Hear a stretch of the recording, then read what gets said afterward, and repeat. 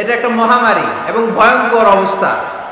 অন্যকে নিয়ে ব্যস্ত থাকা, অন্যকে সময় দেয়া। প্রিয় ভাইরা, স্রষ্টার দেয়া আমাদের জন্য সবচেয়ে দামি বিষয় হচ্ছে, আল্লাহর দেয়া সবচেয়ে দামি গিফট হচ্ছে আমাদের সময়। দামি গিফটের নাম কি? এই সময়টাই আমরা অন্যকে দিয়ে দিই। অন্যকে হিংসা করতে করতে এই দামি সময়গুলো নষ্ট করে ফেলে, এটা ঠিক না। আমারও অনেকে দেশে কাফের বলে, আছে না নাই? আমি অবাক হয়ে যাই, এই কাফেরের কথা শুনতে এতগুলো আল্লাহর ওলি কি করে আসে, আমার বুঝে আসে না।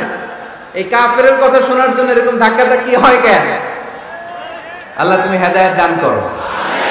আমি শুধু আল্লাহর কাছে সাহায্য চাই আর আপনাদের দোয়া চাই। দোয়া করবেন, বদদোয়া দিবেন না তো আবার। আর কে আমারে কাফের বললো, কে কি ফতোয়া দিল, আই ডোন্ট কেয়ার, ওইদিকে আমি তাকাই না। এর কারণ পিছনের দিকে তাকানোর সময় আমার নাই। চিল্লা এখন ঠিক কিনা? সিংহ সিংহ একটা সিংহ ঘন্টায় ছুটতে পারে 90 কিলোমিটার বেগে। কত কিলোমিটার? একটা হরিণ ঘন্টায় ছুটতে পারে 100 কিলোমিটার বেগে। তাহলে কে জোরে ছুটে? জোরে বলতে হবে। সিংহ কত কিলোমিটার? হরিণ। তারপরেও হরিণটা 100 কিলোমিটার বেগে ছোটার পরেও সিংহটার কাছে সে ধরা পড়ে যায়। এর কারণ সিংহ যখন ধরার জন্য ছোটে, সে শুধু সামনে তাকায়, সে পিছনে তাকায় না। আর হরিণ 100 কিলোমিটার বেগে ছোটার পরেও সে ধরা খেয়ে যাবার ভয়ে বারবার পিছনে তাকায়। আর পিছনে তাকার কারণে ওর গতিটা স্লো হয়ে যায় আর সিংহের হাতে বধ হয়ে যায়। পিছনে তাকাবার সময় আমাদের নাই। চিল্লায় বলো ঠিক কিনা? আমরা অহংকার শিখি নাই, আমরা হিংসা শিখি নাই। আমাদের বুকে আছে বুক ভরা ভালোবাসা। আমি বিএনপি বুঝি না, আওয়ামী লীগ বুঝি না, জাতীয় পার্টি বুঝি না, জামাত ইসলাম বুঝি না, তাবলীগ বুঝি না, পীরের মুরিদ বুঝি না। যারাই পড়েছে লা ইলাহা ইল্লাল্লাহ, তার জন্য আমাদের হৃদয়ে জায়গা আছে না নাই? মুসলমান কেন, হিন্দুদের জন্য আমাদের বুকে জায়গা আছে না নাই? হিন্দু ভাই যদি বলে আমি পড়বো আশহাদু আল্লা ইলাহা ইল্লাল্লাহ ওয়া আশহাদু আন্না মুহাম্মাদ রাসূলুল্লাহ, তার জন্য আমাদের দরজা খোলা আছে না নাই? This is the beauty of Islam. এটা ইসলামের সৌন্দর্য। এটা অনেকে বুঝতে চায় না। আল্লাহ আমাদেরকে সহিহ সমঝ দান করুক। আমরা পড়ি আমিন। তো আমরা নিজের পায়ে দাঁড়াতে চাই। কার পায়ে? আমরা স্বাবলম্বী হতে চাই। কি হতে চাই? কাজ করার অনেক সুযোগ আছে। Just you have to generate new ideas, priceless ideas. You have to generate this. আপনাকে নতুন নতুন আইডিয়া দিতে হবে। নতুন নতুন আইডিয়া দিলেই আপনি মার্কেটে হিট করে ফেলবেন। আজকে সব গোমর ফাঁস করে দিয়ে গেলাম। কোটিপতি আর মিলিয়নিয়ার, বিলিয়নিয়ার হালাল পন্থায় যারা হতে চাও, your job is just produce new idea. নতুন নতুন কি লাগবে? আইডিয়া লাগবে। আইডিয়ার অনেক দাম। এই যে কিছুদিন আগে উবার নামে একটা কোম্পানির নাম শুনেছো তোমরা? কি নাম? গাজীপুরে চলে, শুধু শহরে না, ঢাকায়। আমি ওদের ব্যাপারে একটা রিপোর্ট পড়ে অবাক হয়েছি। এই উবারের কোনো পুঁজিপাতি কিছু নাই, ওদের কিছু অফিস আর স্টাফ। মানুষের গাড়ি দিয়ে ওরা ব্যবসা করে। মানে কইয়ের তেল দিয়ে কি ভাজে? কই ভাজে। এটাও বোঝেন আপনারা? কইয়ের তেল দিয়ে কই ভাজা। ওরা just they launch a company and they set up some staff. Company আছে, স্টাফ আছে, আর একটা মোবাইল অ্যাপস আছে। এই মোবাইল অ্যাপসের মধ্যে দিয়ে where you intend to go, কোথায় যেতে চান লিখবেন, কোন জায়গা থেকে যেতে চান লিখবেন, গাড়ি এসে হাজির। আপনি টাকা পে করে দিবেন, ওই টাকার একটা পার্সেন্টেজ ওই কোম্পানির মধ্যে চলে যাবে। What an idea! সারা বিশ্বে এখন শুরু হয়েছে। আমেরিকার সান ফ্রান্সিসকো একটা স্টেট আছে, সেখান থেকে তারা এই উবারের কার্যক্রম শুরু করেছে। 775টা শহরে উবারের এই অপারেশন কার্যক্রম চালু হয়েছে। 63টা দেশে ওদের সেন্টার আছে। আমাদের ঢাকাতেও আছে না নাই? আমি অবাক হলাম, 2018 সালে ওদের প্রফিট, ওদের রেভিনিউ হচ্ছে $11.27 billion US dollar, $11.27 billion dollar. Could you imagine that? আপনি কি কল্পনা করতে পারেন? বসে বসে অন্যের গাড়ি দিয়ে, অন্যের মাল সামান দিয়ে, অন্যকে খাটিয়ে কোটি কোটি টাকার ব্যবসা। তারপরে এই যে আমাদের প্রত্যেকের একটা অ্যাকাউন্ট আছে এক জায়গায়, কি নাম? কি বুক? কি বুক? সবাই জানেন? হুজুর আপনারও আছে? মাশাআল্লাহ। এই যে ফেসবুকের জন্য আমরা খেটে যাচ্ছি, দিন নাই রাত নাই, আমরা যে স্ক্রলিং করছি, লাইক দিচ্ছি, শেয়ার দিচ্ছি, we all are the staff of Facebook. আমরা সবাই ফেসবুকের এমপ্লয়ি, কাজ করে যাচ্ছি। Just idea. এই আইডিয়া দেওয়ার কারণে কোটি কোটি বিলিয়ন ডলারের ওর মালিক বানায় দিছে কে? এজন্য নতুন নতুন আইডিয়ার দরকার আছে না নাই? আমাদের বাংলাদেশের ছেলেদের ভালো আইডিয়া আছে, তার প্রমাণ ওরা বানাইছে উবার, আমরা বানাইছি পাঠাও। আমরা বানাইছি কি? পাঠাওয়ে চড়ছেন কারা কারা দেখি? ওরে আল্লাহ, all are the smart guys, মাশাআল্লাহ, হাত নামান। পাঠাও তো উবারের চেয়ে আরো দুর্দান্ত আইডিয়া। প্রাইভেট কার যেতে পারে না জ্যামের মাঝখানে, কিন্তু পাঠাও হচ্ছে মোটরসাইকেল রাইড, চিপাচাপা দিয়ে চলে যায়। আছে না নাই? তো এরপরে নতুন কি আসবে, এই দায়িত্বটা তোমার মাথা থেকে বের করতে হবে। এই এন্টারপ্রেনারশিপ, নতুন করে উদ্যোগী হতে হবে। এই ভাইয়ের মতো বিলিয়নিয়ার হতে চাও, মিলিয়নিয়ার হতে চাও, you have to generate new ideas. নতুন নতুন আইডিয়াই তোমাকে হালাল পন্থায় বিলিয়নিয়ার বানাতে পারে, ঠিক কি না? আত-তাজিরা সাদুকুল আমিন মা'আন নাবিয়্যিন ওয়াস সিদ্দীকিন ওয়াশ শুহাদা'i ওয়াস সালিহিন। আমানতদার, সত্যবাদী ব্যবসায়ী কিয়ামতের দিন নবীদের সাথে, শহীদদের সাথে, সিদ্দীকিনদের সাথে, সৎ কর্মশীল ব্যক্তিদের সাথে দাঁড়িয়ে যাবে। চিৎকার করে পড়েন সুবহানাল্লাহ। এজন্য নতুন নতুন যত আইডিয়া আছে এগুলো আমাদের মাথা থেকে বের করতে হবে, তাহলেই আমাদের ব্যবসায় বরকত দিবে কে? সম্মানিত সুধী, তাই বলছিলাম আমরা নিজের পায়ে দাঁড়াতে চাই, আমরা কিছু করে দেখাতে চাই, আমরা স্বাবলম্বী হতে চাই। পরিশ্রম করতে হবে, পরিশ্রমের কোনো বিকল্প নেই। there is no alternative way to struggle. Struggle তোমাকে করতেই হবে। কেউ তোমার জন্য স্পেস তৈরি করে দিবে না। এই পৃথিবীতে কেউ কাউকে জায়গা দেয় না, এই পৃথিবীতে এসে জায়গা করে নিতে হয়। চিৎকার দিয়ে বলো ঠিক কিনা? হুঙ্কার দিয়ে পৃথিবীবাসীকে জানিয়ে দিতে হয় আমি এসেছি। মায়ের পেট থেকে যখন আমরা বেরোই, আমরা কি বলি? ওয়াও ওয়াও বলে নিজের অস্তিত্বের জানান দেই যে আমি এসেছি, এই পৃথিবীতে আমি জায়গা করে নিতে এসেছি। Life is not a bed of roses. এই পৃথিবী ফুলের বিছানো সজ্জা নয়। এখানে কষ্ট করতে হবে, পরিশ্রম করতে হবে, ঘাম ঝরাতে হবে। পরিশ্রমের ঘামে যে লোনা পানি থাকে, ওই লোনা পানিতে জন্ম নেয় সফলতার বীজ। এজন্য পরিশ্রম করতে হবে। সব নবীরা পরিশ্রমী ছিলেন, সব নবীরা কাজ করেছেন। সূরা জুমার এই 10 নম্বর আয়াতে আল্লাহ তাআলা আমাদেরকে মোটিভেট করে শিখাতে চেয়েছেন যে স্বাবলম্বী হও, নিজের পায়ে দাঁড়াও, কাজের সময়ে কাজ, নামাজের সময়ে নামাজ। আজকে এই স্লোগানটা এই মাহফিলের শুরুতে, মাঝখানে, শেষে বারবার বলে আমরা মুখস্থ করে নিয়ে যাব। কাজের সময় সবাই বলেন নাই তো? সবাই বললে তো এই প্যান্ডেল কাঁপতে শুরু করবে। কাজের সময় এইভাবে আওয়াজ করতে হবে, পারা যাবে? নামাজের সময়, কাজের সময়, নামাজের সময়, সিনেমা দেখার সময় দেখা যাবে না? কাজের সময়, নামাজের সময়, এটা মনে থাকবে? মুখস্থ করা যাবে তো? আল্লাহ রাব্বুল ইজ্জা সূরাতুল জুমার 10 নম্বর আয়াতে মূলত আমাদেরকে এই মেসেজটাই দিতে চেয়েছেন। কাজের সময় কাজ, নামাজের সময়। ফাইযা কুদিয়াতিস সালাতু ফান্তাশিরু ফিল আরদি ওয়াবতাগু মিন ফাদলিল্লাহ ওয়াযকুরুল্লাহা কাসীরান লাআল্লাকুম তুফলিহুন। সুবহানাল্লাহ পড়েন। আল্লাহ বললেন যখন তোমাদের নামাজ শেষ হয়ে যায়, ফাইদা কুদিয়াতিস সালাত, যখন সালাত শেষ হয়ে যায়, ফান্তাশিরু ফিল আরদি, জমিনে ছড়িয়ে পড়ো, ওয়াবতাগু মিন ফাদলিল্লাহ, আল্লাহর দেয়া ফজল তালাশ করো, রিজিক তালাশ করো, ওয়াযকুরুল্লাহা কাসীরান, আল্লাহর জিকির বেশি বেশি করো, লাআল্লাকুম তুফলিহুন, তোমাদেরকে সফল বানায়া দিবে কে?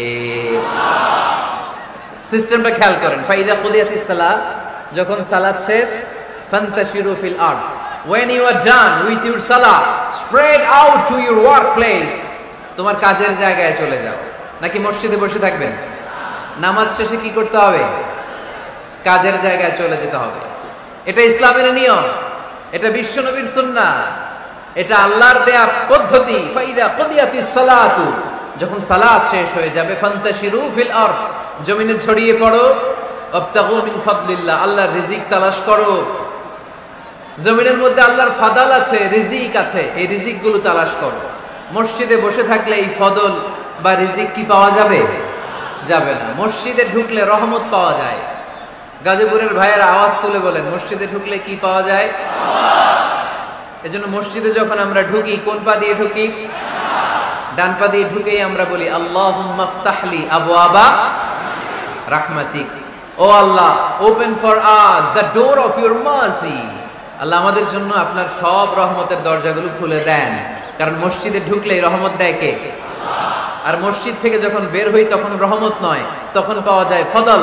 যে ফদলের কথা আল্লাহ ইয়াতে বললেন, আবতাগু মিন ফাদলিল্লাহ, এই ফদল মানে হচ্ছে রিজিক। তাই মসজিদ থেকে যখন বেরোই, কোন পা দিয়ে বেরোই? আর কি দোয়া করি?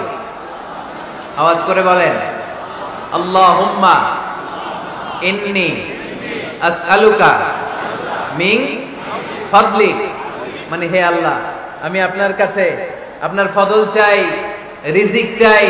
দুনিয়ার কেউ রিজিক দিতে পারে না, রিজিক দিতে পারে কে? আল্লাহ। এই রিজিক আমি আপনার কাছে চাই। আবার আল্লাহ বললেন, হুয়াল্লাযী জাআলা লাকুমুল আরদা যালুলা ফামশু ফি মানাকিবিহা ওয়া কুলু মির রিজকি ওয়া ইলাইহিন নুশুর। তিনি তো এমন সত্য যিনি তোমাদের জন্য জমিনটারে বানিয়েছেন সাহালাতুল মাসালিক, সহজে হাঁটা যায়, চলা যায়, চারা বীজ রোপণ করা যায়, চাষাবাদ করা যায়। আল্লাহ বললেন, জমিনের আনাচে কানাচে ঘুরে বেড়াও, জমিনের মধ্যে তোমাদের জন্য রিজিক রেখে দিয়েছে কে? এই জমিনের সব জায়গায় রিজিক আছে। আপনি জমিনের পাহাড়ে যাবেন, পাহাড়েও রিজিক আছে। জানেন পাহাড়ে কি চাষ হয়? হ্যাঁ, জুম চাষ হয়। বাংলাদেশের পাহাড়ে জুম চাষ হয়, আর মালয়েশিয়ার পাহাড়গুলোতে সব চাষ হয়। মালয়েশিয়া একটা জায়গা আছে ক্যামেরুন হাইল্যান্ড, ভাই গেছিলেন নাকি? ৬,০০০ ফিট উপরে, ঠান্ডা, প্রচন্ড ঠান্ডা। আমি প্রায় যাই, ওখানকার চা বাগানের স্নিগ্ধ হাওয়া আমাকে টানে খুব, বাতাসটা খুবই ক্লিন, ভাল লাগে। ওই ক্যামেরুন হাইল্যান্ডে ৬,০০০ ফিট উপরে ওরা করেছে ফুলের বাগান, ফলের বাগান, চায়ের বাগান, স্ট্রবেরির বাগান, মধুর চাষ করে। আর এই ৬,০০০ ফিট উপরে এই ভেজিটেবলস আইটেমগুলো দিয়ে তারা পুরো মালয়েশিয়ার খাদ্যদ্রব্যের যত সংকট, সব সংকট তারা দূরীভূত করেছে। সুবহানাল্লাহ পড়েন। তো ওনারা পাহাড়ের উপর চাষ করে, আর আমরা সমতল জায়গায় চাষ করতে চাই না। চাষাবাদ করতে আমাদের লজ্জা লাগে। কি লাগে? যুবক ভাইয়েরা, কাজে কোনো লজ্জা নেই। কাজে কি নেই? পরিশ্রমে লজ্জা নেই। লজ্জা হচ্ছে অলসতায়, লজ্জা হচ্ছে অকর্মণ্যতায়। আমরা কাজ করে খেতে চাই, পরিশ্রম করে খেতে চাই। রাজি আছো সবাই? এখন অনেকে রুফ গার্ডেনিং করে। রুফ গার্ডেনিং মানে ছাদের, বাসার ছাদের উপরে কি সুন্দর পেঁপে গাছ, আম গাছ। আমি নিজে দেখেছি, নিজেরা খায়, আশেপাশের প্রতিবেশীদের সবাইকে দেয়, বাজারে বিক্রিও করে। নিউ আইডিয়া, রুফ গার্ডেনিং করো। তারপরে একসাথে হাঁসের চাষ হয়, পানিতে হাঁসগুলো ভেসে বেড়ায়, আর নিচে মাছের চাষ হয়। এরকম অনেক যুবক আছে যারা এগুলো করে করে স্বাবলম্বী হয়েছে। আমরা এগুলো করতে চাই না, আমাদের লজ্জা লাগে। আমাদের হোটেলের মেসিয়ারি করতে লজ্জা লাগে, ছোট্ট ফুচকার দোকান দিতে আমাদের লজ্জা লাগে। কিন্তু বিশ্বনবীর ছাগল চড়াতে কোনো লজ্জা লাগতো না। কাজে কোনো লজ্জা আছে? লজ্জা কিসে তাইলে? অলসতায়। আওয়াজ করে বলো, লজ্জা কিসে? অলসতা করা যাবে না। অলসতাকে আজকের প্রোগ্রাম থেকে আমরা না বলে দিব। আমরা অলসতাকে বলে দিব নো। অলসতাকে আমরা কি বলবো? নো। আমরা অলস হতে চাই না, আমরা খেতে খেতে চাই, ঘাম ঝরাতে চাই। পরিশ্রমের ঘামের লোনা পানিতে জন্ম নেয় সফলতার বীজ। আমরা সফল হতে চাই, ঠিক কিনা? এজন্য অলসতা করা যাবে না, কাজ করতে হবে। আল্লাহ রাসূল সাল্লাল্লাহু আলাইহি ওয়াসাল্লাম এবং সাহাবারা আমাদেরকে কাজের প্রতি উৎসাহিত করেছেন। সাইয়েদনা ওমর ফারুক রাদিয়াল্লাহু তাআলা আনহু, নাম শুনেছেন? কত নাম্বার খলিফা? সবাই বলেন। 1 নাম্বার খলিফার নাম কি? 2 নাম্বার খলিফার নাম? 3 নাম্বার? 4 নাম্বার? রিদওয়ানুল্লাহি তাআলা আলাইহিম আজমাইন। ওমর ফারুক সাধারণ কোন সাহাবী ছিলেন না, তিনি এমন সাহাবী ছিলেন বিশ্বনবী সাল্লাল্লাহু আলাইহি ওয়াসাল্লাম বলেছেন আমার পরে কোনো নবীও নাই, রাসূলও নাই, তবে আমার পরে যদি কেউ নবী হতো আমার ওমর নবী হয়ে যেত। বিশ্বনবী বলছেন লা নাবিয়্যা বা'দি ওয়ালা রাসূলা, আমার পরে কোনো নবী নাই, রাসূল নাই। লাউ কানা বা'দি নাবিয়্যুন লাকানা উমর, তবে আমার পরে যদি নবী হওয়ার কোয়ালিটি আমার কোন সাহাবীর মধ্যে থেকে থাকে, আমার ওমরের মধ্যে সেই কোয়ালিটি আছে। প্রভু তুমি বলেছো রাসূল দেবে না, বলনি দেবে না ওমর, বলনি দেবে না হামজা তারি, খালিদ বিজয়ী সমর। প্রভু তুমি বলেছো রাসূল দেবে না, বলনি দেবে না ওমর, বলনি দেবে না হামজা তারি, খালিদ বিজয়ী সমর। প্রভু তুমি বলেছো রাসূল দেবে না। সুবহানাল্লাহ পড়েন। ওমরে ফারুক রাদিয়াল্লাহু তাআলা আনহু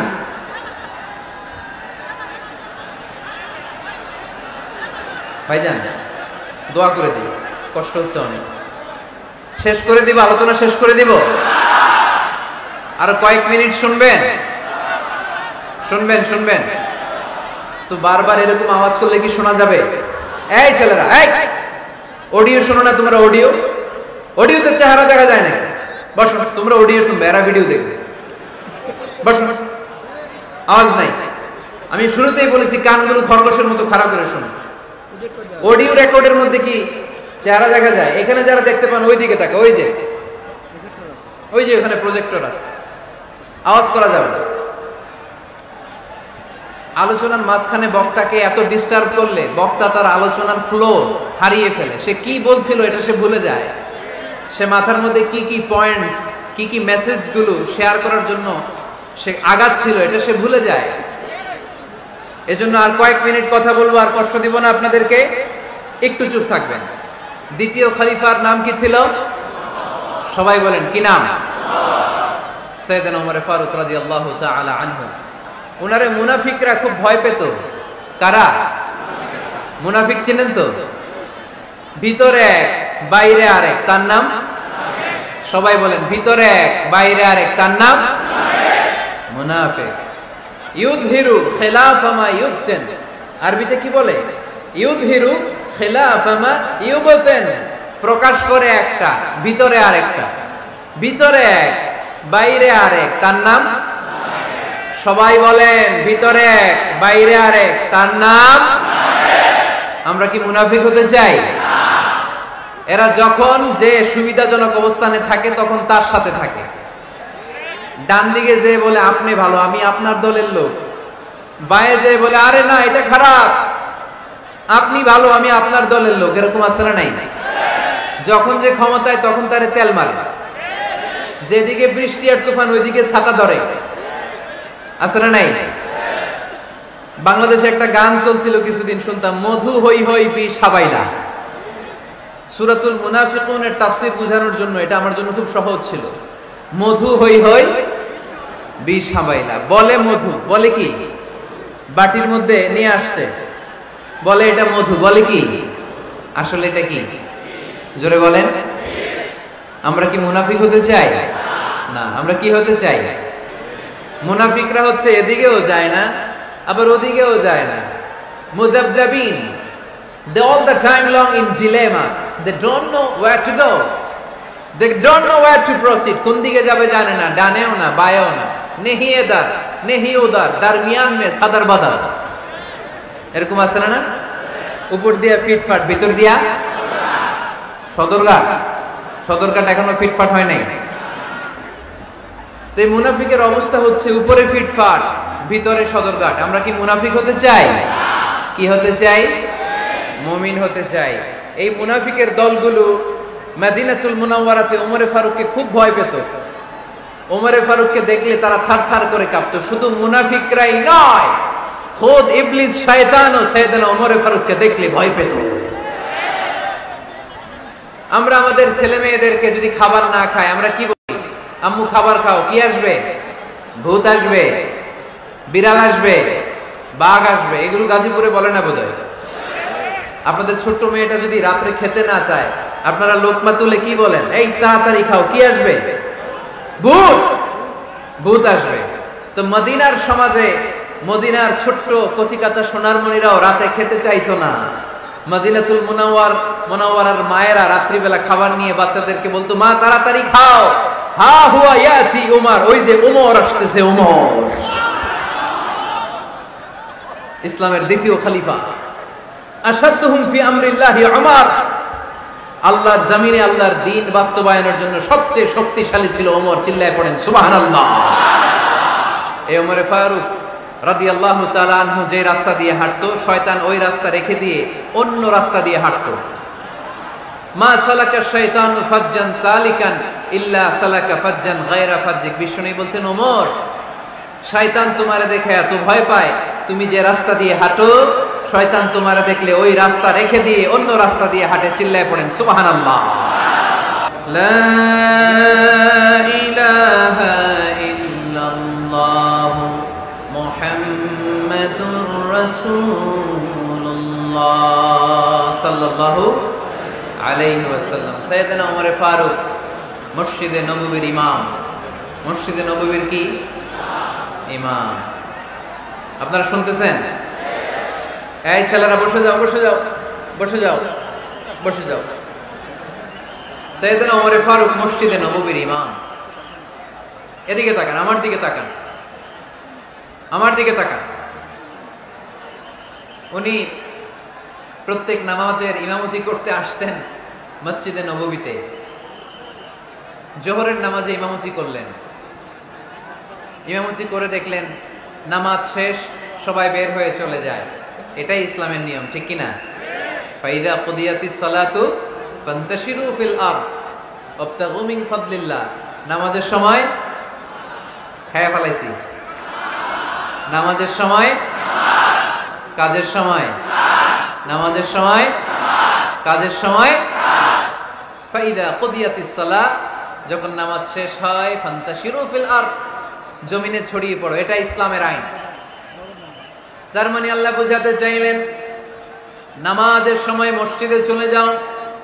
নামাজ যখন শেষ হয়ে যাবে, শিক্ষক চলে যাবে স্কুলে, কৃষক চলে যাবে ফসল খেতে, মেম্বার অফ দ্য পার্লামেন্ট চলে যাবে সংসদ ভবনে, ব্যবসায়ীরা চলে যাবে শপিং মলে, ঠিক কিনা?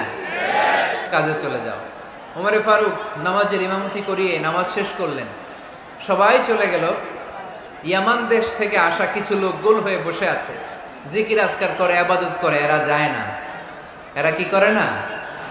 যায় না। আসরের নামাজে সাইয়েদনা ওমরে ফারুক রাদিয়াল্লাহু তাআলা আনহু নামাজের ইমামতি করলেন। নামাজ শেষ, সবাই চলে যায়, এরা যায় না। মাগরিবের নামাজের পরেও এরা যায় না।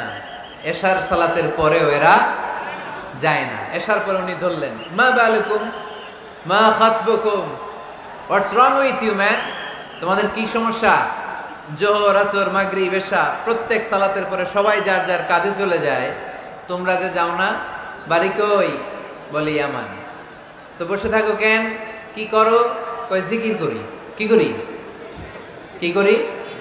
জিকির আজকার করি, তাসবিহ তাহলিল পড়ি, ইবাদত করি। তো তোমরা যে যাও না, তোমাদের খাবার দেয় কে? খাবারের ব্যবস্থা হয় কোত্থেকে? তারা বলল, আমাদের জিকির দেখে, আমাদের বুজুর্গি দেখে আশেপাশের লোকেরা পাতিল ভরে খাবার নিয়ে আসে, ওই খাবার আমরা খাই। নাহনু আল মুতাওয়াক্কিলুনা আলাল্লাহ, আমরা আল্লাহর উপর তাওয়াক্কুল করে এখানে বসে থাকি। ওমরে ফারুক বললেন, সর্বনাশ, তোমরা যদি মুতাওয়াক্কিলুনা আলাল্লাহ হও তাহলে কেমনে হবে? তোমরা তো মুতাওয়াক্কিলুনা আলাল্লাহ নাও, তোমরা হচ্ছে আল মুতাওয়াক্কিলুন বা'দুকুম আলা বা'দ, আল্লাহর উপর তাওয়াক্কুলকারী নয়।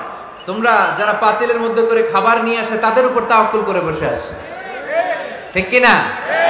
তোমাদের জিকিরও চলে, আবার মাথায় টেনশনও চলে, পাতিল কি ছোট আসবে না বড় আসবে, খাবারে আমার ভাগেরটা থাকবে কি থাকবে না, টেনশন আছে না নাই? কারণ অন্যের উপর নির্ভরশীল, নিজেরা রান্না করে নাই, নিজে তো বাজার করে নাই, নিজের তো অ্যারেঞ্জমেন্ট বলতে কিছু নাই, আরেকজন যা দিয়ে যাবে ওইটা খাবে। ওমরে ফারুক বুঝালেন, আরে বোকা, এটারে তাওয়াক্কুল বলে না, তোমার সাধ্যে যতটুকু আছে তার সবটুকুন করার পরে তুমি তাওয়াক্কুল করবে একজনের উপর, তিনি কে? এক সাহাবী বললেন, ইয়া রাসূলুল্লাহ, ইয়া হাবিবাল্লাহ সাল্লাল্লাহু আলাইহি ওয়াসাল্লাম, আমি অনেক দূর থেকে সফর করে এসেছি, এই যে আমার উটের রশিটা এটা ছেড়ে দিয়ে যদি আমি ঘুমিয়ে যাই, আল্লাহর উপর তাওয়াক্কুল করি, আমার উটটা বসে থাকবে নাকি? বিষ্ণু বললেন, না, এটারে তাওয়াক্কুল বলে না। উটের রশি রেখে দিয়ে ঘুমাইলে তোমার উট দৌড় দিবে। এ আকিলহা সুম্মা তাওয়াক্কাল আলাল্লাহ, উটের রশিটা আগে দড়ি দিয়ে ভালো করে গাছের সাথে বাঁধো, তারপরে তাওয়াক্কুল করবে একজনের উপর, তিনি কে? আগে বাঁধতে হবে, তারপরে তাওয়াক্কুল, আগে কাজ করতে হবে, তারপরে তাওয়াক্কুল। এক লোক বড় হুজুরের কাছে দোয়া চাইছে, হুজুর আপনি দোয়া করবেন আল্লাহ যেন আমার একটা ছেলে সন্তান দেয়। কি দেয়? কথা বুঝে নাই বোধহয়। কি দেয়? ছেলে সন্তান দেয়। তো হুজুর অনেক দোয়া করে দিছে, বড় হুজুর, আল্লাহ তারে তুমি ছেলে সন্তান দিও। তো ছেলে সন্তান হয় নাই। তার পরের বছর এসে আবার হাজির, হুজুর একটু দোয়া করেন আমার জন্য আল্লাহ একটা ছেলে সন্তান দেয়। হুজুর আবার দোয়া করলেন, কিন্তু ছেলে আর হয় নাই। পরের বছর এসে আবার হাজির, হুজুর একটু দোয়া করেন। কি দোয়া করবো বাপ? বলে হুজুর দোয়া করেন আল্লাহ যেন আমার একটা ছেলে সন্তান দেয়। হুজুর আবার দোয়া করলেন। এর পরের বছর এসে আবার হাজির, কয় হুজুর ছেলে সন্তান। হুজুরকে ঘটনা কি? ঘটনা কি? এর সন্তান হয় না কেন? বললো বাবা তুমি কি বিয়ে করছো? কয় না। তো বেটা বিয়ে না করলে তো সন্তান হবে কোত্থেকে? আগে তো বিয়ের পর্বটা সার, তারপরে তাওয়াক্কুল করবি কার উপর? বিষ্ণু বললেন, তাগদু খিমাসান তারুহু বিতানান, পাখিগুলোর মতো যদি সকালবেলা তাওয়াক্কুল করে বের হয়ে যাও, প্রতিটা পাখি, আপনাদের গাজীপুর এলাকায় পাখির বাসা আছে নাকি? কি পাখি আছে? বাবুই পাখি, হ্যাঁ কি পাখি? সব আছে। তো এই পাখিগুলো এই গাজীপুরের বিভিন্ন গাছপালার উপরে যে নিড বানিয়েছে বাসা, দেখবেন সকাল বেলায় এই পাখিগুলো আল্লাহর উপর তাওয়াক্কুল করে বের হয়ে যায়। এই পাখিগুলো জানে কোন জায়গায় ওর রিজিক আছে। পাখিগুলোর রিজিকের ব্যবস্থা করলো কে? সারাদিন শেষে পাখিগুলো আবার ওদর পূর্তি করে পাখিগুলোর নিডে ফিরিয়ে দেয় কে? জানে না কোথায় খাবার আছে। আমাদের ফ্রিজ আছে, ফ্রিজ, ডিপ ফ্রিজ, 7 দিনের বাজার করে ডিপ ফ্রিজের মধ্যে খাবার রেখে দেই। পাখিদের ডিপ ফ্রিজ আছে নাকি? আমাদের টাকা বেশি ঘরের মধ্যে হয়ে গেলে ব্যাংকের মধ্যে অ্যাকাউন্টে ফেলে দিয়ে আসি। পাখিদের কোনো ব্যাংক অ্যাকাউন্ট আছে নাকি? তারুহু তাগদু খিমাসান তারুহু বিতানান, সকালবেলা পাখিগুলো কিচির মিচির আল্লাহর জিকির করে বের হয়ে যায়। বিকেল বেলা প্রতিটা পাখির পেটে খাবার দিয়ে আবার ফিরিয়ে দেয় কে? এটার নাম তাওয়াক্কুল। ওমর ফারুক বললেন, তোমরা যা করছো এটা তাওয়াক্কুল নয়। নামাজের পরে বের হয়ে যাবা, আল্লাহর জমিন যে আবাদ করবা, কৃষি কাজ করবা, ব্যবসা করবা, বাণিজ্য করবা, চাকরি করবা, আবার নামাজের সময় ঘরে আসবা। এর মাধ্যমে তোমার ঘরে যে হালাল রিজিকের ব্যবস্থা আল্লাহ করে দিবে, এটার নাম হলো তাওয়াক্কুল। পড়েন সুবহানাল্লাহ। গোটা জমিনটা আমাদের, গোটা জমিন আমাদের জন্য আল্লাহ দিয়েছেন। যেখানে যাবেন রিজিকের ব্যবস্থা আছে না নাই? আপনাদেরকে শোনাইছি না যে বাংলাদেশের পাহাড়ে কি চাষ হয়? ওখানে জুম রেখেছে আল্লাহ। মালয়েশিয়ার ক্যামেরুন হাইল্যান্ডে আল্লাহ ফলের বাগান, ফুলের বাগান রেখেছে। আবার আপনি সাগরের মধ্যে নামলে রিজিক আছে না নাই? কি আছে? মাছ। সুবহানাল্লাহ কইবেন না? ওয়ালাকাদ কাররামনা বানি আদম ফাহামালনাহুম ফিল বাররি ওয়াল বাহরি ওয়া রাযাকনাহুম মিনাত তাইয়্যিবাত। রব্বুল আলামিন বলেন, আমি পুরো বনি আদমকে সম্মানিত করেছি। জলে স্থলে সব জায়গায় মানব জাতিকে বিচরণের সুযোগ করে দিয়েছি। আর মানুষের জন্য আমি আল্লাহ হালাল রিজিকের ব্যবস্থা করেছি। সুবহানাল্লাহ পড়েন। হালাল রিজিকের ব্যবস্থা আল্লাহ করেছেন। এজন্য everyone should be energetic, everyone should be active. আমাদেরকে অ্যাক্টিভ হতে হবে, এনার্জেটিক হতে হবে। শ্রম করে করে, কষ্ট করে করে আমাদেরকে আগাতে হবে। স্রষ্টা আমাদেরকে একটা যুদ্ধে ঠেলে দিয়েছেন, সংগ্রাম করে করে আমাদেরকে বেঁচে থাকতে হয়, ঠিক কিনা? এই জমিনে যখন আমরা এসেছি তখনই আমি সংগ্রাম করেছি। বিশ্বাস করেন, একজন স্বামীর 1 ফোঁটা বীর্যের মধ্যে যদি 20 কোটি শুক্রাণু না থাকে, কয় কোটি? আরো জোরে। 20 কোটি শুক্রাণু যদি না থাকে, 20 কোটি বা 2 কোটি শুক্রাণু যদি না থাকে তাহলে ওই শুক্রাণু থেকে কোনো মানব সন্তান মায়ের পেটে জন্ম নেয় না। তাহলে চিন্তা করেন, ওই 20 কোটি শুক্রাণুর মধ্যে আমি একটা শুক্রাণু, ঠিক কিনা? এতগুলো শুক্রাণু ডিম্বাণুকে আঘাত করে অ্যাক্টিভ হতে চেয়েছিল, ওই 2 কোটির মধ্যে বাকি সবগুলোরে হারিয়ে চ্যাম্পিয়ন হয়েছিলাম সেদিন মায়ের গর্ভে আমি। চিল্লায় বলো ঠিক কিনা? সেদিন আমার হাত ছিল না, সেদিন আমার পা ছিল না, আমার চোখ ছিল না, আমার রেসপিরেটরি সিস্টেম ছিল না, আমার ব্রেইন সচল ছিল না, আমার মামা ছিল না, আমার দাদা ছিল না, আমার গায়ে শক্তি ছিল না। ওই কঠিন পরীক্ষায় যদি 2 কোটি কম্পিটিটরকে আমি হারিয়ে বিজয় লাভ করতে পারি, এই জমিনের বুকেও আমার কেউ হারাতে পারবে না। চিল্লায় বলো ঠিক কিনা? আমরা এসেছি বিশ্বকে জয় করার জন্য, জয় করার জন্য। আবার যখন মায়ের পেট থেকে বের হই তখন আমাকে সংগ্রাম করে বেরোতে হয়। এইখানে তোমরা আমার ছোট্ট সোনামণিরা সিজারে হয়েছো কারা কারা? দেখি সিজারে, যে হুজুর আমি সিজারে পৃথিবীতে এসেছি। হাত তোলো। কয়েকজন হাত তুলছে, মাশাআল্লাহ। ঠিক আছে, অসুবিধা নেই, হাত নামাও। এটা একটা প্রাকৃতিক নিয়ম। মায়ের পেট থেকে পৃথিবীতে আমরা এভাবে আসি। কেউ প্রাকৃতিক পদ্ধতিতে আসি, কেউ সিজারে আসি। যারা সিজারে আসছে তারা এই কষ্টটা সহ্য করে নাই, তাদের অন্য ধরনের স্ট্রাগল পৃথিবীতে আসার পরে। কিন্তু আমরা যারা নরমাল প্রসেসে এসেছি সেই সময়টার কথা খেয়াল করেন। আমাদের দেহের সাইজ অনেক বড়, আমাদের ওজন অনেক বেশি, কিন্তু আমাদের মায়ের যেই অঙ্গটা দিয়ে আমরা পৃথিবীতে এসেছি ওই জায়গাটা বড় সরু। খুব ছোট্ট একটা জায়গা দিয়ে এই বিশাল দেহ নিয়ে আমাকে সংগ্রাম করে আসতে হয়েছে, ঠিক কিনা? এবং এটা ল্যাবরেটরিক্যালি প্রুভড, সায়েন্টিফিক্যালি অ্যাটাস্টেড যে এটা একজন বাচ্চার জন্য, নবজাতক নিউ বর্ন বেবির জন্য খুবই স্বাস্থ্যকর, খুবই হেলদি। কারণ এই ছোট্ট জায়গাটা দিয়ে, মায়ের ওই ছোট্ট অঙ্গ দিয়ে আমরা যে পৃথিবীতে আসি, আমাদেরকে একটা চাপ সহ্য করতে হয়। ওই চাপের কারণে আমার নাকের ভিতরে, কানের ভিতরে যে ধরনের দূষিত গ্লিসারিন আছে, পদার্থ আছে, এগুলো সব বের হয়ে যায়। আর এই প্রচন্ড চাপটা আমাদের দেহটাকে কর্ম সহিষ্ণু হয়ে গড়ে তুলতে সাহায্য করে। কোন সুবহানাল্লাহ। নিয়ে আসুন এখানে, নিয়ে আসুন শেষের দিকে। এভিডেভিট নেই, পরে হবে। তাহলে আপনারা দায়িত্ব নিয়ে এভিডেভিট করবেন, শুধু শাহাদা পড়বে আমার হাতে। ঠিক আছে, ফাইন। সেই দিন আমরা স্ট্রাগল করে পৃথিবীর বুকে এসেছিলাম। যেদিন মায়ের পেট থেকে যুদ্ধ করে আমাকে পৃথিবীতে আসতে হয়েছে, ওই দিন আমার কান ছিল? এখনকার মতো কানের শক্তি ছিল? এখন যে হাতে শক্তি, ওই শক্তি ছিল? ওই কঠিন পরিস্থিতিতে যদি আমি সংগ্রাম করে টিকে থাকতে পারি, বর্তমান সময়ে আমাদেরকে কেউ আটকায় রাখতে পারবে না, পারবে না। ইন্নাকা কাদিহুন ইলা রাব্বিকা কাদহান ফামুলাকি। আল্লাহ বললেন, ও বনি আদম, তোমাকে কষ্ট করতে করতে আমার কাছে আসতে হবে। আবার আল্লাহ বললেন, লাকাদ খালাকনাল ইনসানা ফি কাবাদ।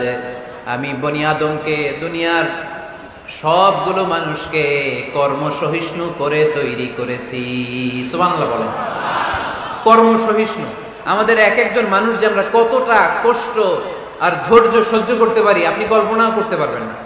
নরমাল প্রসেসে আমাদের মা যেদিন আমাদেরকে ডেলিভারি দিয়েছিলেন, তখন আমাদের মা 57 ইউনিট প্লাস। সুস্থ মানুষ ব্যথা সহ্য করতে পারে 45 ইউনিট। কত ইউনিট? কিন্তু আমাদের মা যেদিন আমাদেরকে দুনিয়ার বুকে এনেছিলেন, সেদিন আমার মা, আপনার মা ব্যথা সহ্য করেছিল 57 ইউনিট প্লাস, 57 ইউনিটেরও বেশি। এই ব্যথাটা সাধারণ কোনো ব্যথা নয়। একটা অ্যাক্সিডেন্টে আপনার দেহের 20টা হাড় বা হাড়টি ভেঙে গেলে যত ব্যথা, তার চেয়েও বেশি ব্যথা আমার মা সহ্য করেছিলেন। আমার মাকে ওই দিন এই ব্যথাগুলো সহ্য করার তৌফিক দিয়েছিলেন কে? তাহলে কি পরিমাণে কষ্ট সহিষ্ণুতা আর কর্ম সহিষ্ণুতা নিয়ে যে আমরা জন্মাই, আমাদের কোনো ধারণাই নাই। এজন্য আমি প্রায় বলি, ছেলে মেয়েদেরকে, সন্তানকে ননির পুতুল করে গড়ে তুলবেন না। ছেলে মেয়েদেরকে কষ্ট সহিষ্ণু করে গড়ে তোলেন। প্রতিকূল পরিবেশে কি করে নিজের অস্তিত্ব জানান দিতে হয়, এমন করে আমরা আমাদের মুসলমান সন্তানদেরকে গড়ে তুলবো। চিল্লায় বলেন ঠিক কিনা? লাকাদ খালাকনাল ইনসানা ফি কাবাদ। আমি মানুষকে দুঃখ কষ্টের মধ্যে তৈরি করেছি। আসসালামু আলাইকুম। আল্লাহ, আপনার সাথে ফোনে কথা হয়েছিল? জি জি। মোহতারামকে একটা চেয়ার দেন। আছে? দেন দেন, ছোট কি আছে? আলহামদুলিল্লাহ, আপনাদের এলাকার, আপনাদের মা ও মাটির সন্তান, গণমানুষের নেতা, মুক্তিযুদ্ধ বিষয়ক মন্ত্রণালয়ের মাননীয় মন্ত্রী মহোদয়, আকম মুজাম্মেল হক সাহেব ইতিমধ্যে আমাদের মাঝখানে এসে উপস্থিত হয়েছেন। আমরা সবাই পড়ি আলহামদুলিল্লাহ। গত রাতে ওনার সাথে ফোনে কথা হয়েছে, তো আমি ভাবিনি যে এত ব্যস্ততার মধ্য দিয়ে উনি চলে আসবেন। আপনাদের কাজে ব্যস্ত থাকতে হয়। আমরা আসলে অনেকে জানি না যে এমপি মন্ত্রীরা কতটা ব্যস্ত থাকে। জনপ্রতিনিধিরা আপনাদের নানা কাজে নানা জায়গায় ব্যস্ত থাকতে হয়, বিভিন্ন মিটিং। ওই দিন আমি কুমিল্লা জেলার ডিসি সাহেবের সাথে একটা মিটিং ছিল, দেখলাম যে অনেক লোক ওখানে ভিড় করে আছে। আমি যে ছোট্ট একটা সালাম বিনিময় করব, মিটিংটা সারবো সুযোগই হচ্ছিল না, অনেক ব্যস্ত থাকে ওনারা। তারপরেও ওনাদের ব্যস্ত মুখর মূল্যবান সময়গুলো থেকে কিছু সময় আমাদের জন্য দিয়ে আজকের প্রোগ্রামে হাজির হয়েছে। আমরা মোবারকবাদ জানাই। সম্মানিত সুধী, আমরা বলছিলাম কাজের সময়, আরো জোরে বলতে হবে, কাজের সময়, নামাজের সময়, আর ভরসা করতে হবে একজনের উপর, তিনি কে? কাজে কোনো লজ্জা আছে? লজ্জা কিসে? অলসতায়। আমরা অলস হতে চাই না। রসুল বাত্তালে দুক্কানু শয়তান, অলস মস্তিষ্ক শয়তানের আড্ডাখানা। আমরা নিজের পায়ে দাঁড়াতে চাই, আমরা স্বাবলম্বী হতে চাই, আমরা সাস্টেইনেবল ডেভেলপমেন্ট গোলের পক্ষে, আমরা মিলেনিয়াম ডেভেলপমেন্ট গোলের পক্ষে, আমরা বাংলাদেশকে উন্নতির শিখরে নিয়ে যাওয়ার পক্ষে। চিল্লায় বলেন ঠিক কিনা? আমরা আগে দুনিয়ার কল্যাণ চাই, এটা ইসলামের নিয়ম। আগে কি আখেরাত চাই না আগে দুনিয়া চাই? জোরে বলেন। আরে দুনিয়াতে ভালো থাকলেই তো আখেরাতে ভালো থাকবেন। এজন্য আল্লাহ আমাদেরকে শিখালেন, পড়ো রব্বানা আতিনা ফিদ দুনিয়া হাসানাহ ওয়া ফিল আখিরাতি হাসানাহ ওয়া কিনা আযাবান নার। আয় আমাদের রব, এই দুনিয়ার বুকে আপনি আমাদেরকে কল্যাণ দেন, আখিরাতের বুকে আপনি আমাদেরকে কল্যাণ দেন, আগুনের শাস্তি থেকে আল্লাহ আপনি আমাদেরকে বাঁচিয়ে দেন। পড়ে না আমিন। তাহলে আগে দুনিয়া, তবে দুনিয়াকে হৃদয়ে স্থান দেয়া যাবে না। দুনিয়াকে বশ করে হাতে নিব, কিন্তু হৃদয়ে থাকবে আখিরাত। জোরে বলতে হবে ঠিক কি না? নিজ হাতে উপার্জিত সম্পদের চেয়ে শ্রেষ্ঠ কোনো সম্পদ আর হতে পারে না। আমার দিনমজুর ভাইয়েরা, কুলি মজুর ভাইয়েরা, রিকশাওয়ালা ভাইয়েরা, ফ্যাক্টরি ওয়ার্কার যারা, আপনারা আল্লাহর কাছে অনেক সম্মানিত। আপনাদের উপার্জন হালাল। আপনাদের এক পা এমনি জান্নাতে ঢুকে আছে। এখন শুধু এক পা ঢুকাইলে চলবে? পা কয়টা? আরেকটা ঢুকানোর দরকার আছে না নাই? আপনাদের উপার্জন হালাল। আপনারা 5 ওয়াক্ত সালাত পড়বেন, মানুষের হক নষ্ট করবেন না, আব্বা আম্মার দোয়া নিবেন, দ্বিতীয় পাটাও জান্নাতে ঢুকায় দিবে কে? মা আকালা আহাদুন তাআমান কাত্তু খায়রুম মিন আইয়াকুলা মিন আমালি ইয়াদিহি। নিজের হাতে উপার্জিত সম্পদের চেয়ে, খাবারের চেয়ে শ্রেষ্ঠ সম্পদ আর হতে পারে না। আমার রিকশাওয়ালা ভাই, তার উপার্জন হালাল না হারাম? আমার কুলি মজুর ভাই, উপার্জন হালাল না হারাম? মাথার গাম পায়ে ফেলে ফ্যাক্টরি ওয়ার্কাররা যে বেতনটা পায়, এটা হালাল না হারাম? তাদের দোয়াকে কবুল করে নিবে কে? এজন্য যুবক ভাইরা, never under estimate any job. কোন জবকে, কোন চাকরিকে ছোট করে দেখার সুযোগ নাই। কারণ আমার উপার্জন হালাল হলেই ওই হালাল উপার্জনে বরকত দিবে কে? Whether it's the small or big, you don't care. এটা তোমার কেয়ার করার দরকার নেই। চাকরি পেলেই একটা ঢুকে যাবা, চাকরি পেলেই ঢুকে যাবা। কারণ আমাদের চাকরির বাজার মন্দা। আমাদের বাংলাদেশ, ভারতে কোন একটা চাকরির জন্য চেয়েছে 8 পাস, ওইখানে অ্যাপ্লাই করে ডক্টরেট ডিগ্রি দাঁড়িয়ে আসে না নাই? এত কষ্ট করে চাকরি পাওয়া পৃথিবীর কোথাও লাগে না। কারণ আমাদের পপুলেশন বেশি, তাই চাকরির জন্য আমাদের বসে থাকা লাগবে না। আমাদেরকে উদ্যোক্তা হতে হবে, আমাদের এন্টারপ্রেনার হতে হবে। শুরুতে যেটা বলেছিলাম, আমাদের আইডিয়াকে কাজে লাগাতে হবে, ঠিক কিনা? আর যাই করব আমরা ভালোভাবে করব। ভালোভাবে করলে ওই কাজে বরকত দেয় কে? ভালোভাবে করার জন্য আল্লাহ তাআলা সূরাতুল মুলকে আমাদেরকে গাইডলাইন দিয়েছেন। রব্বুল আলামিন বলেন, আল্লাযী খালাকাল মাউতা ওয়াল হায়াতা লিয়াবলুয়াকুম আইয়ুকুম আহসানু আমালা। তিনি এমন সত্তা যিনি তোমাদের তৈরি করেছেন, জীবন আর মৃত্যুকে তৈরি করেছেন এই জিনিসটা পরীক্ষা করবার জন্য, তোমাদের মধ্য থেকে কে ভালোভাবে কাজ করে। সুবহানাল্লাহ। কে বেশি আমল করে, আল্লাহ এটা বলছে, নাকি কে ভালো আমল করে? কথা কি বুঝতেছেন? যদি বেশি আমল করার কথা আল্লাহ বলতো, তাহলে এই আয়াতটা হতো লিয়াবলুয়াকুম আইয়ুকুম আকসারু আমালা। কিন্তু আল্লাহ কি আয়াতে আকসারু আমালা বলেছে? আলেম যারা আছেন তারা আমার সাথে সাথে বলেন, আল্লাহ কি আকসারু আমালা বলেছে? আল্লাহ কি বলেছে? লিয়াবলুয়াকুম আইয়ুকুম আহসানু আমালা, কে ভালো করে কাজ করে। উইথ প্রফেশনালিজম, আপনি যেটাই করেন না কেন আপনাকে প্রফেশনালিজমের সাথে করতে হবে, তাহলে ওই কাজে বরকত দিবে কে? ছোট হোক বড় হোক, এটা কোনো সমস্যা? যাই করি না কেন কিভাবে করব?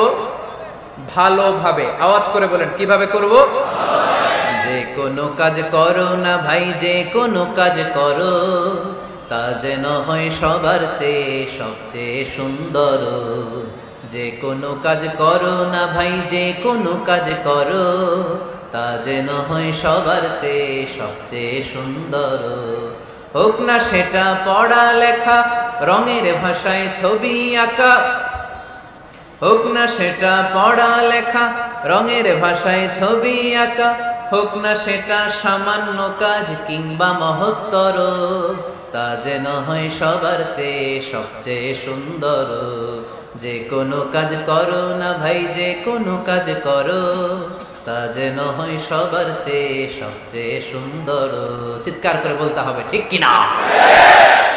যাই করি না কেন সেটা যেন সবচেয়ে সুন্দর হয়। You have to make the best out of you, you have to try you level best.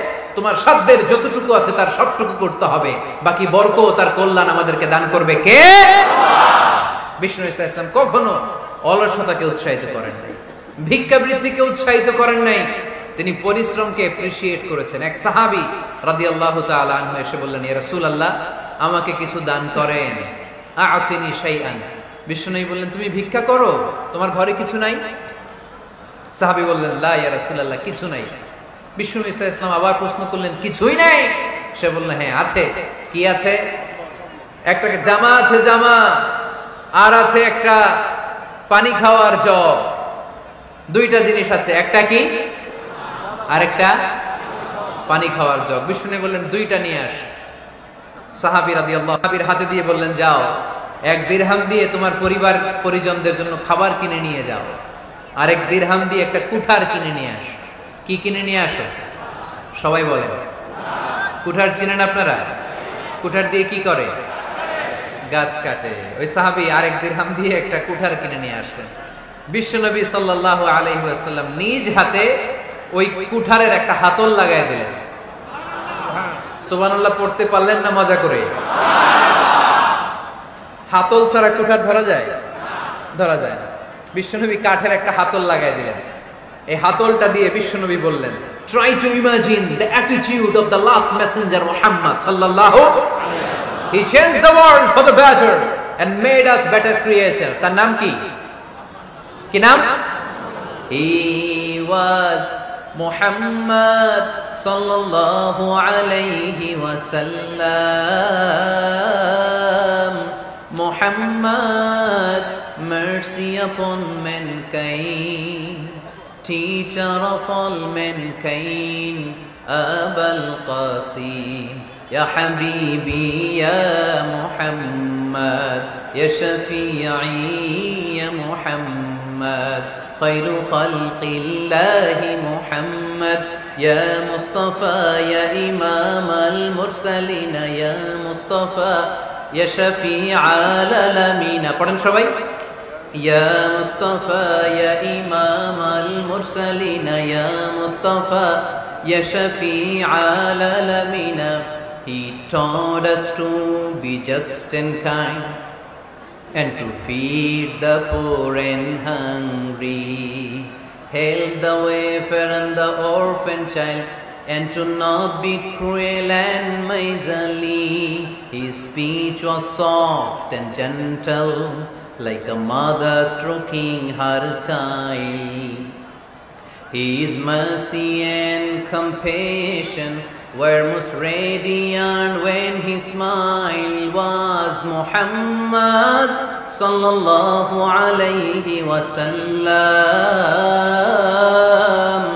Muhammad, mercy upon mankind, teacher of all mankind, Abul Qasim, Ya Habibi, Ya Muhammad, ইয়া শাফিঈ ইয়া মুহাম্মদ খায়রু খালকিল্লাহি মুহাম্মদ। পড়েন সবাই। ইয়া মুস্তাফা ইয়া ইমামাল মুরসালিন ইয়া মুস্তাফা ইয়া শাফিআল আলামিন ইয়া মুস্তাফা ইয়া ইমামাল মুরসালিন ইয়া মুস্তাফা ইয়া শাফিআল আলামিন মুহাম্মদ। সুবহানাল্লাহ পড়েন। He was Muhammad sallallahu alayhi wasallam। বিশ্বনবী নিজ হাতে ওই সাহাবীর কুঠারের ভেতরে একটা হাতল লাগাই দিলেন। ঘটনা মনে আছে নাকি নাশিদ শুনে ভুলে গেছে? ঘটনা মনে আছে সবার? তিনি হাতল লাগাই দিলেন আর বললেন, যাও, গায়ে শক্তি আছে, তাগড়া যুবক, এই কুঠার নিয়ে জঙ্গলে যাও, জঙ্গলে যে কাঠ কাটো, লাকড়ি বানাও, বাজারে যে বিক্রি করো। লা ইয়াহতাতিবা আহাদুকুম হাজমাতান ফি যাহরিহি খায়রুম মিন আই ইয়াসআলা আহাদান ফায়ু'তিয়াহু আও ইয়ামনাহু। যাদের গায়ে জোর আছে, শক্তি আছে, পরিশ্রম করে লাকড়ির বোঝা পিঠে নিয়ে বাজারে বিক্রি করা অনেক ভালো কারো কাছে হাত পাতার চেয়ে। কারণ তুমি হাত পাতলে লোকজন তোমার দিতেও পারে, নাও দিতে পারে, কিন্তু পরিশ্রম কখনো বৃথা যায় না। What is the moral of the story?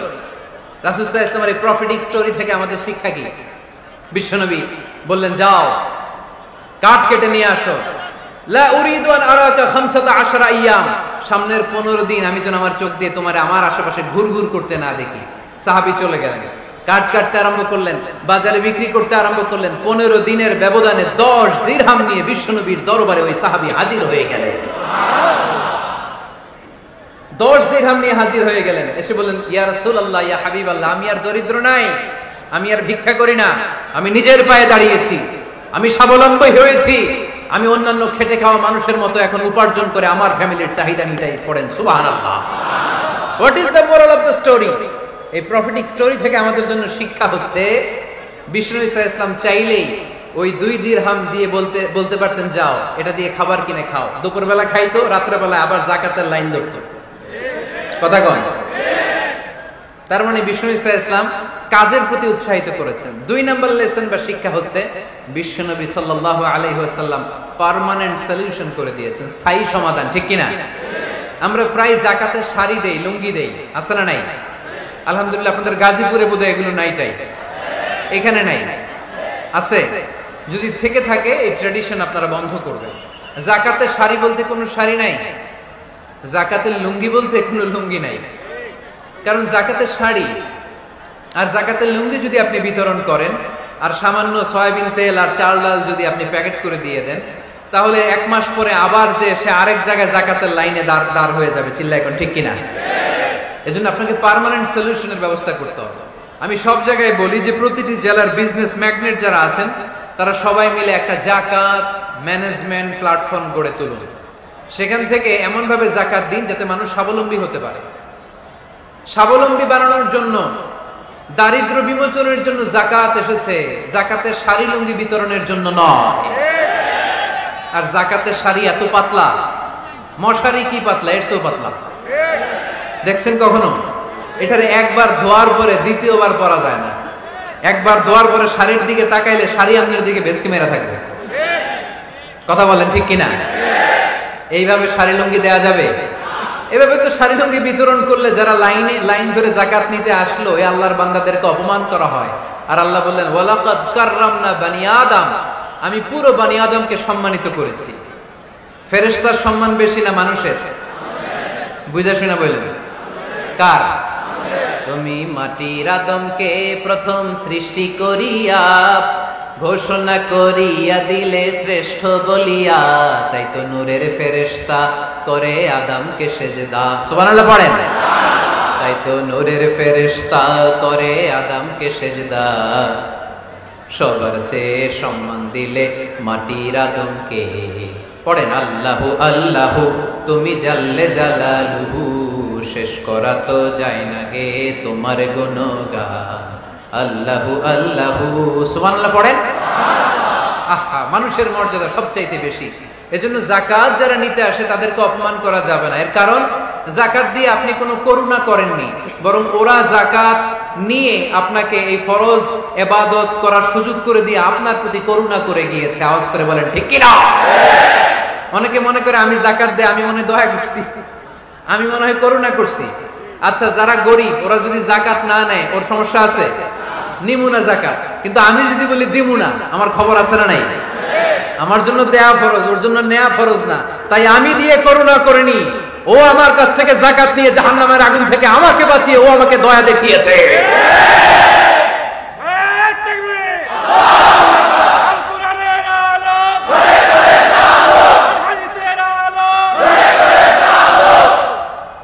এজন্য জাকাত দারিদ্র বিমোচনের জন্য। কিভাবে জাকাত দিবেন?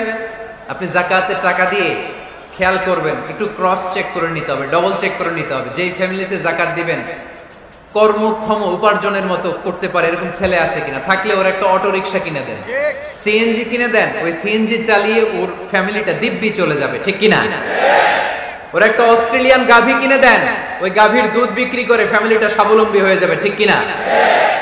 লক্ষ্মীপুরে আমি ওয়াজ করলাম, বললো হুজুর আমরা এইভাবে একটা জাকাত ম্যানেজমেন্ট প্ল্যাটফর্ম গড়ে তুলেছি, এখানে আমরা টাকা জমিয়ে জমিয়ে আমাদের এলাকার যে সমস্ত ছেলেগুলো কর্মক্ষম, তাদের ঘরে টাকা পয়সা নাই, আমরা জাকাতের টাকা দিয়ে ওদেরকে প্রবাসী বানিয়ে দেই, বিদেশে পাঠিয়ে দেই। ওর কষ্ট অর্জিত সম্পদ দিয়ে ওর ফ্যামিলি এখন দেদারসে চলছে, কোনো জাকাতের লাইনে যে তারা নিজেদেরকে আর অপমান বোধ করছে না। এইভাবে জাকাত দিতে হবে। দিলটার একটু খোলেন, হাতটার একটু খোলেন, তাহলে হৃদয়টারে খুলে দিবে কে?